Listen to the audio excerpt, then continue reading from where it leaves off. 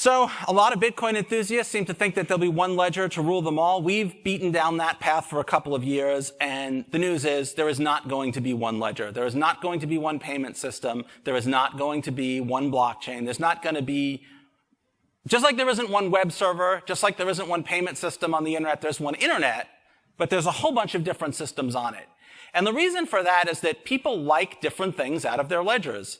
And we want innovation. Ledgers are important. They track assets. People want high-frequency trading. They want ledgers that respond to government subpoenas. They want ledgers that have different rules. Some people want ledgers that are fully public. Some people want ledgers that are private. Some people will refuse to participate in a system if North Korea has access to it because they have regulatory requirements. There is not going to be one payment system.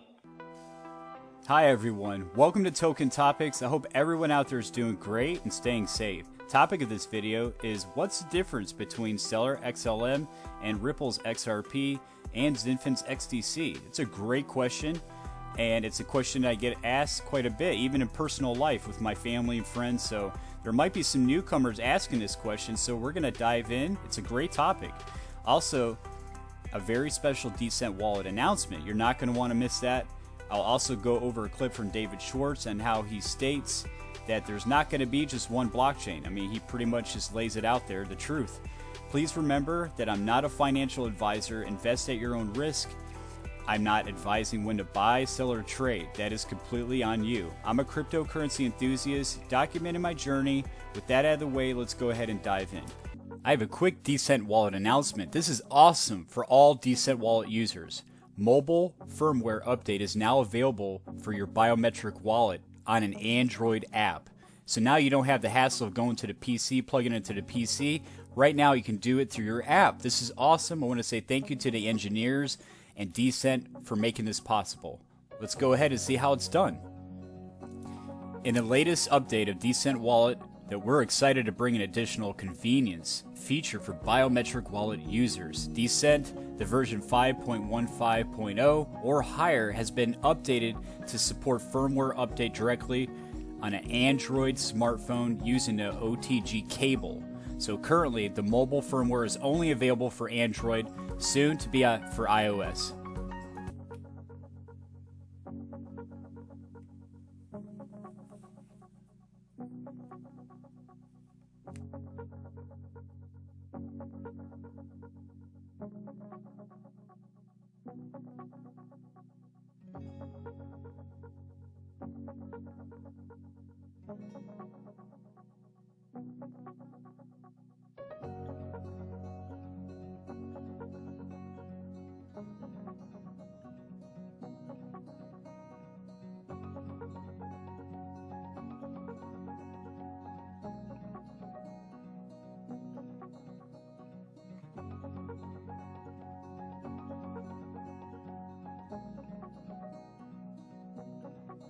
Thank you, DCENT. That is awesome. And I'm going to put the link to that website down below so you can watch that video in case you want to watch it all the way through. Before I begin, I would like to state to my audience that I've been extremely busy lately. I have multiple things going on. I'm also trying to take care of a sick mother, so I do appreciate your patience. I also want to state that I got some more silver that came in the mail, so I'm going to be making another future silver video, but I'm going to be primarily focused on blockchain and digital assets. So I'm not sure when I'll get to it, but it will be soon. So you're going to want to stay tuned. All right, first topic, I'd like to replay this clip from David Schwartz on stating that there's not going to be just one blockchain. We have to understand that this financial system is enormous, larger than most people can comprehend. It took me a while to understand it. You think about all the different countries and nations out there, all the people that are out there, the different banks, the different financial institutions, the different companies. There's a lot out there. We're not going to have just one payment system, and David Schwartz breaks it down. Let's go ahead and give it a listen. And there's no real management. If any of you are familiar with the block size controversy, there's no way to manage a public blockchain really except to get agreement. A private blockchain can have a formal management process, and it can be built into the software. So they're good for organizations of frenemies. Now, if you imagine banks have a cumulative interest in making asset transfer reliable, but they don't want any one bank to run it. Wells Fargo doesn't want to use Chase's payment system. Chase doesn't want to use HSBC's payment system because they're business competitors. You can use a private blockchain to have a system where the rules are enforced by software. And because the rules are enforced by software, you have redundancy. If one system doesn't follow the rules, it just gets ignored by the other, and they can be self-governing. So that seems to be a way to save money. Traditionally, if banks wanted to set a payment system up between them, they would create an organization like SWIFT. It would have governance, it would have computers, it would have offices, it would be very expensive. They could solve those same types of problems using a private blockchain where software enforces those rules. No one person can cheat the system or control the system because the system works by agreement of the remaining system, of the participants. So a lot of Bitcoin enthusiasts seem to think that there'll be one ledger to rule them all. We've beaten down that path for a couple of years, and the news is there is not going to be one ledger. There is not going to be one payment system. There is not going to be one blockchain. There's not going to be, just like there isn't one web server, just like there isn't one payment system on the internet, there's one internet, but there's a whole bunch of different systems on it. And the reason for that is that people like different things out of their ledgers. And we want innovation. Ledgers are important. They track assets. People want high-frequency trading. They want ledgers that respond to government subpoenas. They want ledgers that have different rules. Some people want ledgers that are fully public. Some people want ledgers that are private. Some people will refuse to participate in a system if North Korea has access to it because they have regulatory requirements.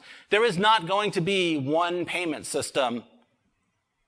But we don't want ledgers to be islands either. We need a standard. We need a way to make payments across ledgers. We need a way to build a system that consists of a number of payment systems forming one network. Just like the internet connected a large number of private networks together, and we need a neutral standard.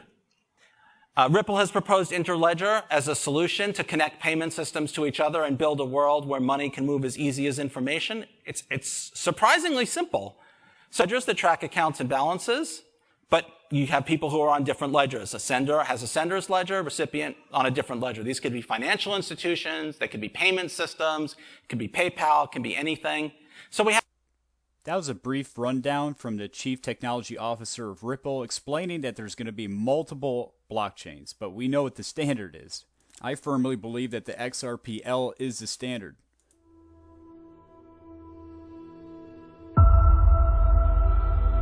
The standard of the Internet of Value. Well, there might be some listeners and viewers out there stating, we know this, why are you going over this? Keep in mind and be courteous that there's newcomers always jumping on board. We have to also understand that there's a lot of old articles out there where it states XRP versus XLM versus XDC. It gives the taste in their mouth that they think that they're in competition. That is truly not the case. In fact, Stellar X to be utilized in retail peer-to-peer transactions and some light enterprises, but mainly for retail, which is why they're a perfect fit for MoneyGram. Ripple XRP is going to be more focused on back-end large enterprise money flows, mainly for banking transactions, while XinFin's XDC is going to be used for global trade, which is a completely different animal, really is. There's a lot more to it. And that's why the smart contract capability that XinFin's XDC has is a perfect fit for global trade right now. But the unique thing is, can these all interoperate and do the same thing? Yes, but they each have their own lane down the highway, if that makes sense. So if you think of these three projects as a 3-lane highway, could they interoperate? Yes, they could, but they each have their own lane. Now, as we heard from David Schwartz, and I've stated, I believe that the XRP ledger is more of a standard as well, because that's going to be the back end for the banks. Keep in mind, a big difference between Stellar and Ripple is the Stellar Development Foundation is for nonprofit, while Ripple is for profit. I believe in the very early days, Ripple was for nonprofit, but that did indeed change. And XinFin, they're outside the U.S. They don't have to worry about all the stupid laws.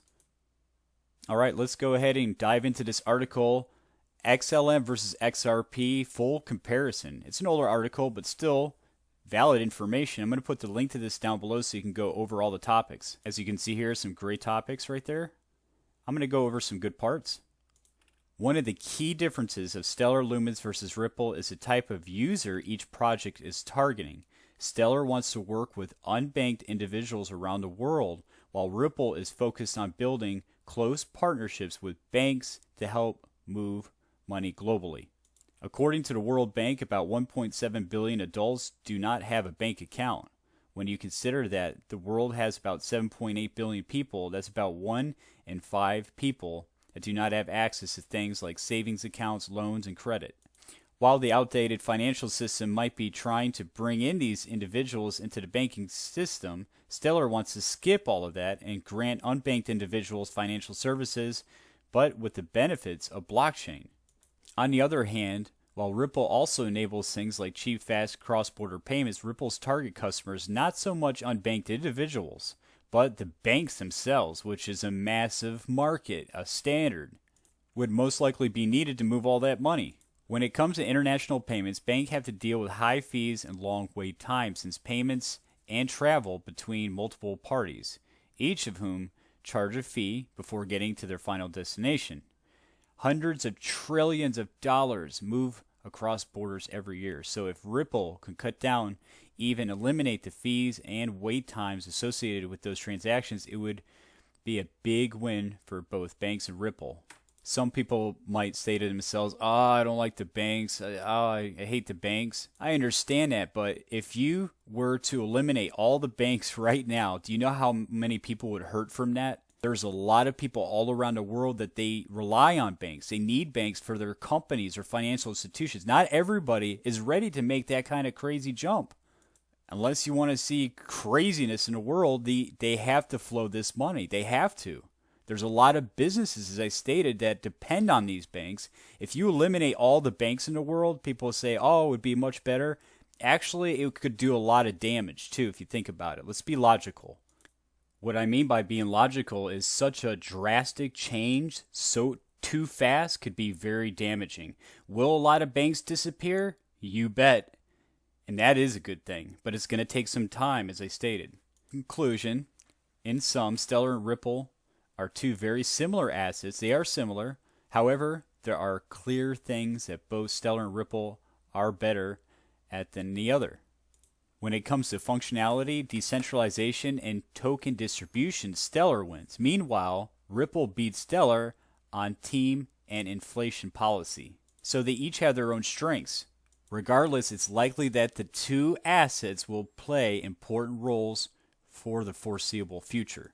Keep in mind that XINFIN's XDC is another gem, another beautiful gem to hold, because global trade, I didn't talk a whole lot about in this video, is another massive market. And it already has smart contract capabilities. Now, Stellar's working, they're getting the smart contract capability out. Ripple also has federated sidechains coming that can do similar things. So that's what I meant by interoperability. Can they pass each other's lanes? Sure, but they each have their own lane. I hope I was able to break it down nice and easy for people to really understand. And go ahead and put your comments and thoughts down below. I always love reading them. That's all I have for the video. I want to say thank you everyone for watching another edition of Token Topics. Please do hit the like, share, subscribe, go ahead and comment down below. Keep in mind, I'm going to be making another blockchain video here soon.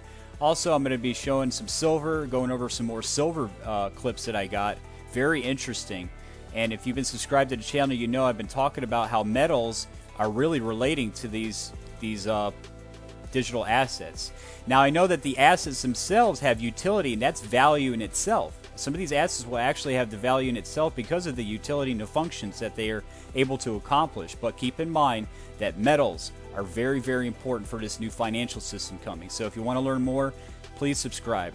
Thank you, everyone. You all take care out there.